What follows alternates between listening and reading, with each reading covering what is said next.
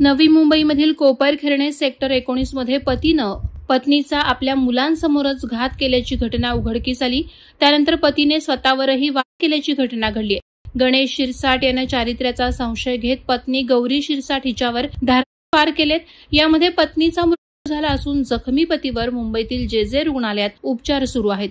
आरोपी पतीनं मुलांच्या समोरच पत्नीला चिमुकली मुलं प्रचंड धक्क्यात आहेत। या हादरवणाऱ्या घटनेनं परिसरात हळहळ व्यक्त होतीये। गणेश आणि गौरी यांना 2 मुलं असून 8 वर्षांचा मुलगा अपंग आहे, तर दुसरा मुलगा अवघ्या 2 वर्षांचा आहे।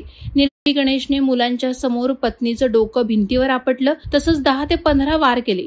त्यानंतर गणेश शिरसाट याने स्वतः आपल्या हातात गणेश बायकोवर चारित्र्यावरून संशय घेत होता, त्यामुळे त्यांच्यात अनेकदा वाद झाल्याची माहिती समोर येते। या घटनेनं समस्त परिसर हादरला असून 2 लहान मुलांचा आता काय होणार अशी हळहळ व्यक्त होतीये। त्याचप्रमाणे 8 वर्षांच्या अपंग मुलाचा सांभाळ आता कसा होणार याचीही चिंता परिसरातील नागरिकांनी व्यक्त केली। या घटनेचा पुढील तपास पोलीस करत आहेत। वादळवारा लाईव्हसाठी न्यूज ब्युरो, नवी मुंबई। नवी मुंबई व रायगड जिल्ह्यातील ताज्या बातम्या आणि घडामोडींसाठी सबस्क्राईब करा वादळवारा लाईव्ह चॅनल आणि दाबा बेल आयकॉन।